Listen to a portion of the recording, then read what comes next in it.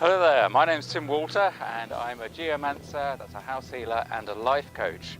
And today I want to talk to you about ley lines and earth energy, and that's where we're heading, up to the trig point on top of this ridge.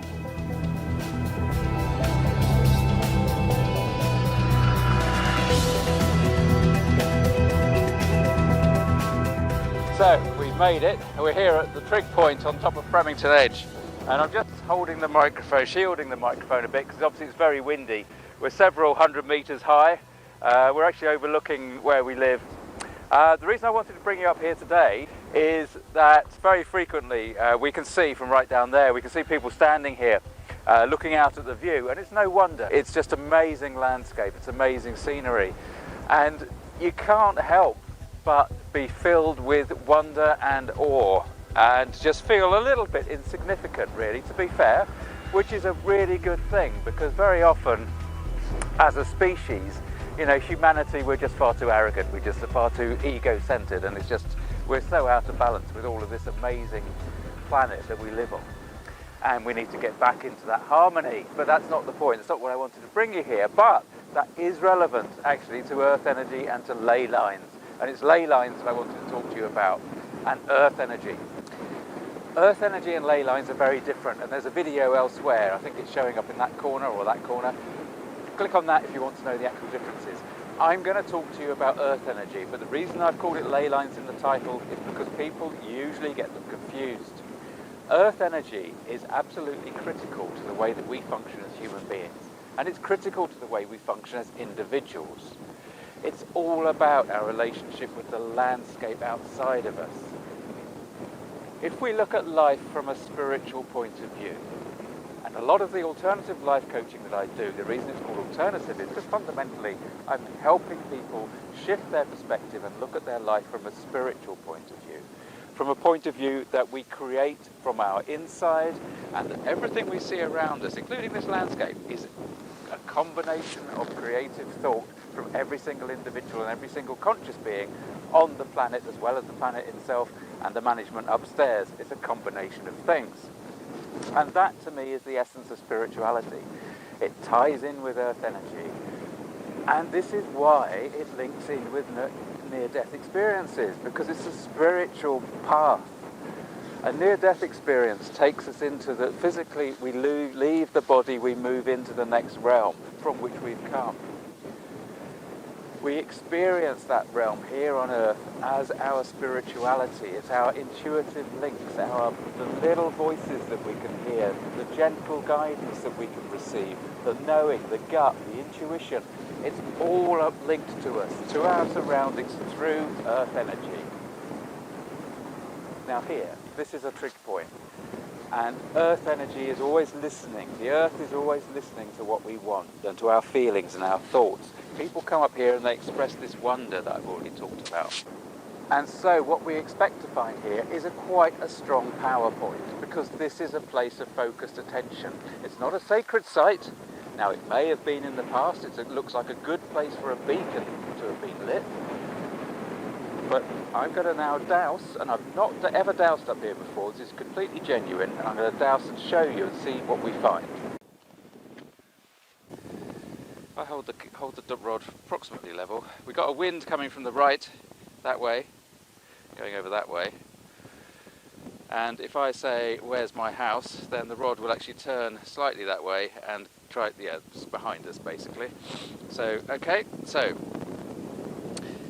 that was just to prove that the wind doesn't make a difference to the rod really, alright? It does have a little bit of effect, just makes it harder for it to turn. Okay, so I want to ask if there is an earth energy power center near this trig point, and as I'm using one rod it will move that way, which if I was holding two they would cross in front and therefore indicate a yes. So there is a powerful earth energy power center near the trig point. Yes, we've just confirmed that, yes, right. So could you please show me in which direction it is? Please show me, point, let me find this earth energy power center, which is near the trig point. So we're moving, okay, there we go. So we're going to go follow the rod.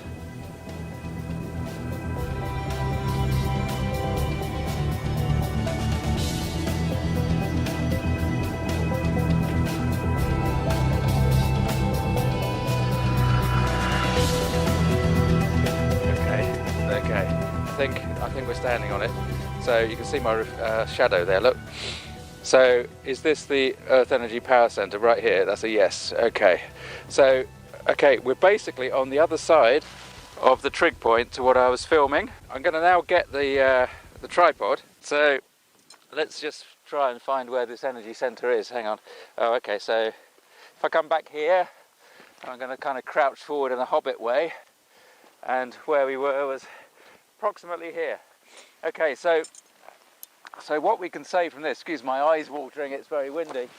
What we can say from this is that I'm now in the middle of a vortex, an Earth energy vortex.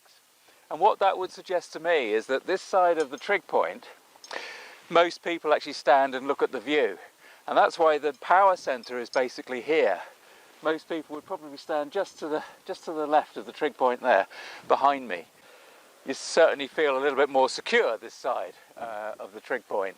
The reason I go on about Earth energy and the reason I get excited about it is, yes, you can absolutely trace Earth energy lines and ley lines across the landscape. But the big thing to me is the spiritual link, the mechanism that it suggests is taking place, because it absolutely is the carrier of information between us and the other dimension, between the spiritual dimension, what Hamish used to call the management, and that's the term that I've adopted. I'm going to shelter this again, hopefully you can hear me. And that's why the ancients were so drawn to places that already had a certain power to them, a certain feeling to them, and these would be the sacred sites. So, I mean, originally Stonehenge, the site, would have had a massive power vortex, an Earth energy vortex there. But the key thing is, and trying to keep everything that's very grounded and simple, is that we've all got access to this energy and this power. And it is part of our role, if you like, as human beings, part of our balance and harmony. Especially these days, we need this grounded connection to Mother Nature, to the Earth. In order to be sustainable, we need, most importantly, we need to be in harmony and in balance in our minds. And right now, as a society all over the world, apart from the indigenous aboriginal type populations, we are out of harmony with the Earth. And Earth energy is our key to returning that harmony and returning the balance. And that's why I get so passionate about it. And that really, to me, is the key thing about Earth energy or ley lines, wherever they are.